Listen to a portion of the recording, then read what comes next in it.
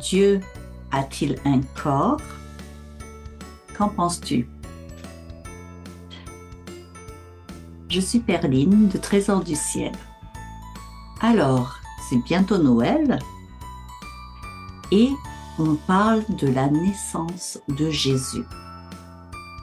Alors, est-ce que Dieu a un corps?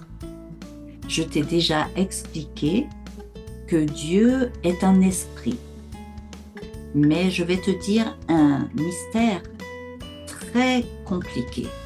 On ne peut pas le comprendre. On essaye d'expliquer, mais on ne le comprend pas.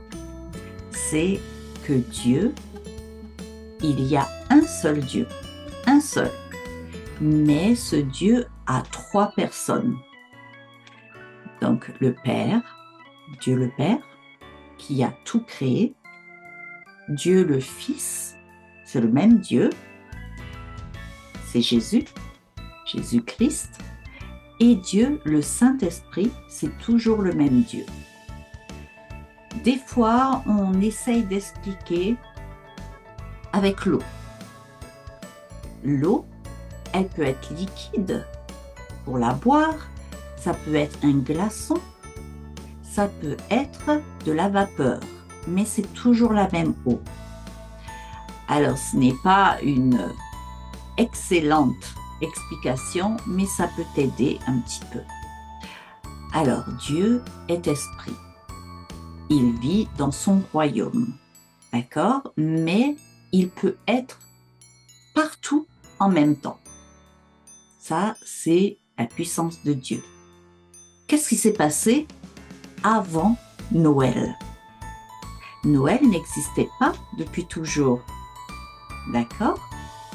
En fait, au tout début, quand Dieu, le Père, le Fils, le Saint-Esprit, quand Dieu a créé la terre, il a créé un homme, Adam, et il a créé ensuite une femme.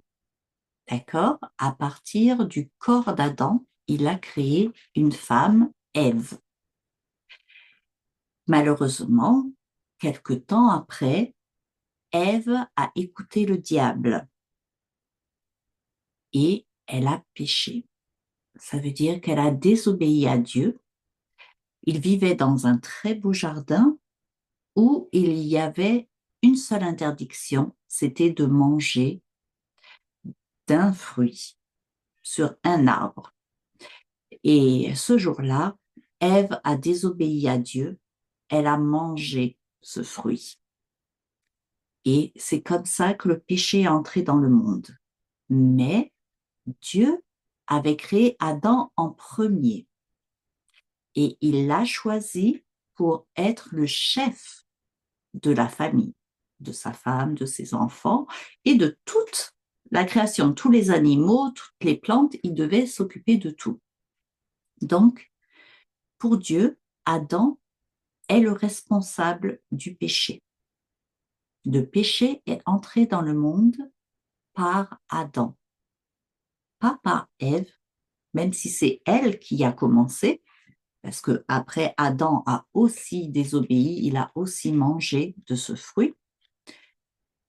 C'est Adam qui est le responsable, le chef. C'était donc le premier homme.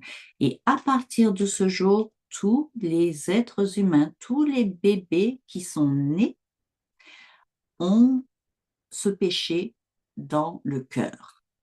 La Bible l'appelle le premier homme. Et pour une seule fois, une seule faute, une seule fois qu'il a péché, en mangeant ce fruit, tous les êtres humains ont le péché dans le cœur. C'est triste, mais c'est la vérité, c'est la réalité. Pourquoi Dieu a envoyé son fils Jésus? Pourquoi? Eh bien, parce que la Bible dit que c'est le deuxième Adam. Alors, il y a plusieurs versets qui expliquent tout ça dans le Nouveau Testament. Tu pourras voir dans la description les références pour les lire, si tu veux, avec tes parents, et je t'encourage à les lire. Ils sont un peu compliqués, c'est pour cela que je te l'explique maintenant, que je t'explique toute cette histoire. Alors, quand Dieu a envoyé son Fils sur la terre pour être le deuxième Adam, mais cette fois-ci sans péché, parce que le Fils, qui s'appelle Jésus, Christ veut dire envoyé, d'accord? Il est envoyé, choisi pour être le sauveur. Donc, Christ, le mot Christ explique pourquoi il est venu. Et Jésus, c'est son prénom. C'est un prénom juif que on utilise encore chez les Juifs. Alors, il est venu pour être le deuxième Adam sans péché, parce qu'il est Dieu, il ne peut pas pécher. D'accord? Et donc, il devait accomplir la mission de son Père, et cette mission, c'est d'être puni à notre place pour que nous puissions être pardonnés. Parce que Dieu est juste, et quand on fait le mal, quand on désobéit, ça s'appelle le péché, il faut être puni. Ça, c'est la justice. Si on n'est pas puni, ce n'est pas juste. D'accord? Donc, si quelqu'un, un autre enfant, a cassé ton vélo et qu'il ne t'achète pas un nouveau vélo comme punition pour lui et pour que tu aies un vélo, ce n'est pas juste. Tu vas dire ce n'est pas juste s'il n'est pas puni. Donc, la justice montre qu'il faut une punition. Et c'est ce que Jésus a fait. Il est mort sur la croix alors qu'il ne devait pas être puni. Il n'a rien fait de mal. Pourquoi? Parce qu'il a décidé de prendre nos péchés, les péchés de tous les êtres humains, comme Adam, son péché, un seul péché est allé dans le cœur de tous les êtres humains. Jésus a pris le péché de tous les êtres humains qui étaient vivants en même temps que lui, mais aussi ceux qui étaient déjà morts et ceux qui allaient naître plus tard, comme toi et moi, puisque Jésus n'est plus sur la terre. Eh bien, on serait pardonné parce qu'il a payé à notre place cette punition. Et la grâce, c'est que Dieu a accepté ce sacrifice et donc il nous a pardonné. Il a pu accepter ce sacrifice parce que Jésus n'avait pas péché, il ne méritait pas cette punition. Ce n'est pas pareil que si c'est toi qui es puni parce que tu as fait du mal. Ça, c'est normal. Alors, c'est pour cela qu'il a été envoyé comme un homme. Pourquoi ce bébé Jésus dans la crèche à Noël, pourquoi c'était un garçon? À cause de ça, pour être le représentant de tous les êtres humains, comme Adam était le représentant de tous les êtres humains.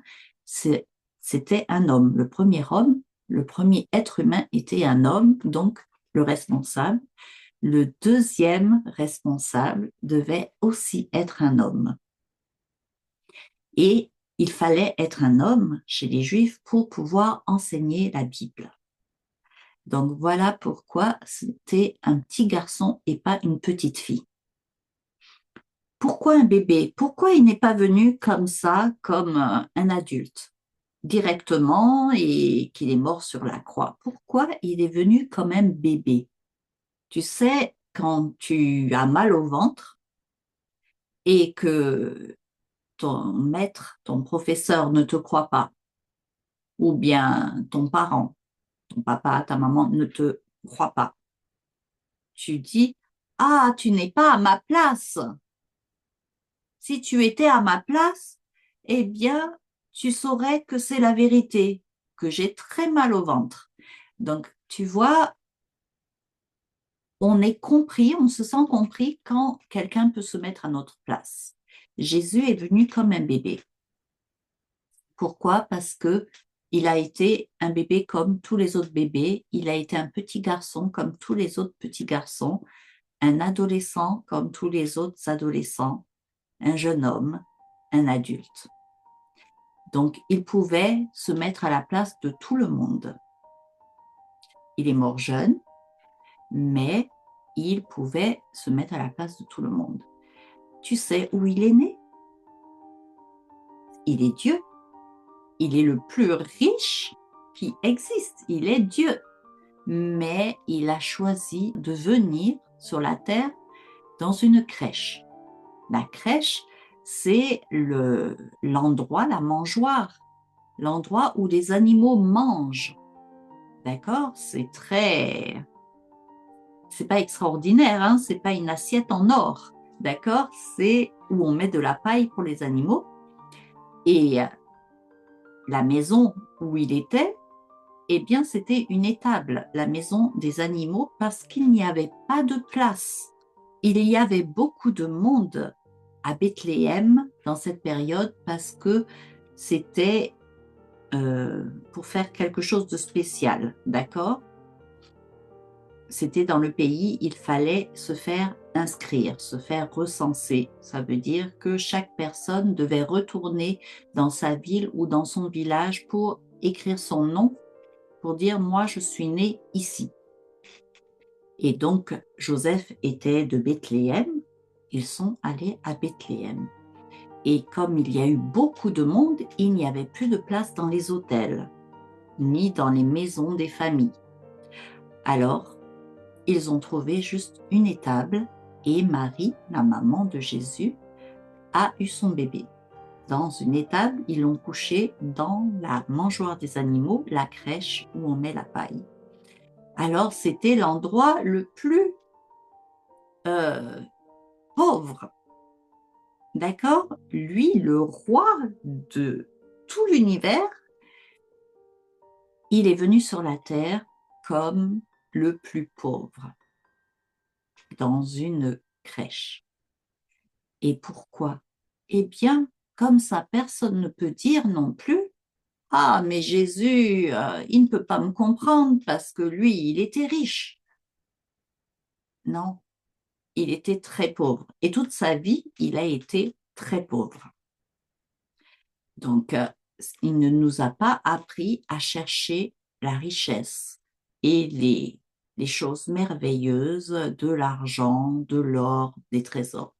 Ces trésors, ils sont des trésors de la Bible, des trésors spirituels. Il dit aussi dans la Bible qu'il est venu pauvre pour nous enrichir, donc pour nous rendre riches, mais pas riches avec de l'argent, et riches avec l'amour de Dieu. La Bible dit que Jésus-Christ était humble. Il était obéissant à Marie, sa mère, et à Joseph, son père adoptif. Il n'était pas orgueilleux. Pourtant, il savait tout. Il savait mieux que ses parents. Il savait tout. Il est Dieu. Mais il n'a pas dit, oh, tu te trompes, maman, tu sais, moi, je sais. Et il aurait eu raison parce qu'il savait tout. Mais non, non. Il était humble. Il a accepté les erreurs de ses parents, de ses frères et sœurs, de toutes les personnes qui étaient autour de lui parce qu'il n'était pas venu pour ça. Il était venu montrer l'amour et le pardon de Dieu, qui voulait se réconcilier avec les êtres humains et il n'y avait qu'un moyen, c'était la mort et la résurrection de Jésus. Donc ça a commencé bien avant, à sa naissance. Il a eu le temps de grandir, d'apprendre à lire, à écrire. D'accord? Il a été très patient avant d'accomplir sa mission. Il a fait des miracles quand il était adulte. Il était un enfant normal comme toi. Alors, il avait un corps. Dieu a eu un corps, c'est Dieu le Fils. C'est le seul qui a un corps. Donc, c'est un seul Dieu, mais c'est la seule personne de Dieu qui a un corps. Et son corps était sans péché. C'est un corps qui avait faim, c'est un corps qui était fatigué. Donc, la Bible nous l'explique dans le Nouveau Testament, mais lui, n'a jamais péché avec ce corps. Il n'a jamais désobéi à Dieu parce qu'il faisait toujours ce qui plaît à Dieu. Comment ça a été possible? Eh bien, l'histoire de Noël, c'est ça. C'est que le Saint-Esprit, donc la troisième personne de Dieu, est venu dans le corps d'une femme humaine, Marie, pour mettre Jésus, pour créer le corps de Jésus. Donc, c'est un corps parfait, sans péché. Pas parfait parce qu'il était beau, parce que la Bible nous dit qu'il n'était pas très beau, Jésus. Il dit il n'y avait rien qui nous attirait. Donc, il avait un corps parfait, mais ce n'était pas une beauté parfaite. D'accord? Ça veut dire dans le sens qu'il n'avait pas de péché. Parce que pour accomplir sa mission, c'était une condition obligatoire, pas de péché. Et quand il est mort, après 3 jours, Dieu l'a ressuscité dans son corps. D'accord? Il lui a donné un nouveau corps qui l'a au ciel. Et quand il est, après sa résurrection, il est revenu voir ses disciples, ses amis, et il leur a dit, regardez mes mains, parce qu'il y avait le trou des clous, parce qu'on l'a cloué sur une croix. Il était blessé dans les mains et dans les pieds. Il a dit, touchez mes mains, donnez-moi à manger. Il a mangé devant eux. Il a dit, je ne suis pas un fantôme ou un esprit. Donc, après sa résurrection, il a eu un corps toujours parfait, avec des blessures pour montrer que c'était lui, mais il avait un corps. Et il est parti au ciel en montant dans les nuages avec son corps. Donc voilà, il y a une personne de Dieu qui a un corps, c'est Jésus-Christ. Le Saint-Esprit est un esprit. Il n'a pas de corps, mais il vient habiter dans le corps du chrétien. Comment on est chrétien? Je pense que tu le sais. Être chrétien, ce n'est pas parce que papa ou maman est chrétien, d'accord? Ou papy ou mamie ou des amis. Être chrétien, c'est quand on reconnaît qu'il y a du péché dans notre cœur, du mal, même un petit peu. Souviens-toi, Adam a péché une seule fois pour que le péché se répande dans tous les cœurs. Donc, même un seul péché, c'est de la désobéissance. On ne peut pas aller au ciel. On doit être puni. Donc, quand on reconnaît ça, parce que ça n'existe pas une personne qui a un seul péché. Même la plus gentille du monde a pensé, a dit quelque chose de mal plusieurs fois dans sa vie. Donc, quand on reconnaît ça, on demande pardon à Dieu, simplement en lui parlant. Il t'entend, tu lui parles simplement. Seigneur, j'ai péché, j'ai désobéi, j'ai fait du mal, pardonne-moi. Je crois au sacrifice de Jésus. Je crois qu'il est mort pour moi, qu'il est ressuscité, et tu as promis de me donner le pardon et la vie éternelle si je croyais. Alors, je suis un enfant de Dieu, un chrétien, une chrétienne. C'est l'unique manière d'être pardonné, c'est l'unique manière d'être un chrétien. Et nous recevons ce jour-là, à l'instant même, beaucoup de cadeaux. On reçoit la vie éternelle, c'est pas quelque chose qu'on voit ou qu'on touche, d'accord? Mais on le croit parce que Dieu dit la vérité, il ne peut pas mentir. On reçoit le Saint-Esprit, donc Dieu, dans la personne du Saint-Esprit, vient habiter dans notre corps. Oui, je parle du corps. Donc bien sûr le cœur, bien sûr les pensées, mais dans mon corps.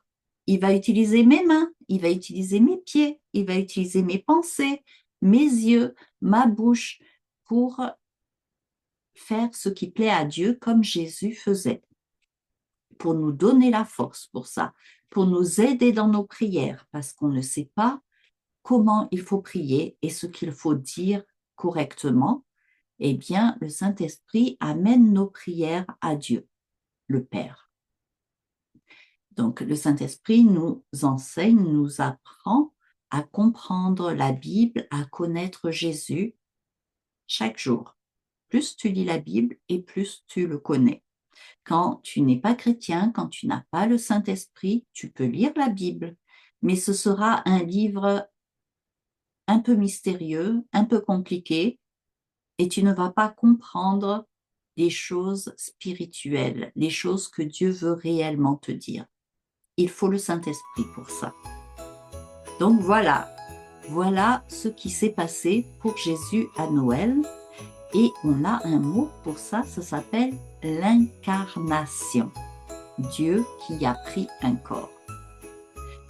Comment ça se passait avant Noël? Eh bien, avant Noël, Jésus venait aussi dans un corps voir les gens pour leur parler, mais il quittait ce corps aussi. C'était un corps qu'on pouvait voir et qui pouvait disparaître. Et on l'appelait l'ange de l'Éternel. Il avait un autre nom, mais c'est toujours Dieu le Fils.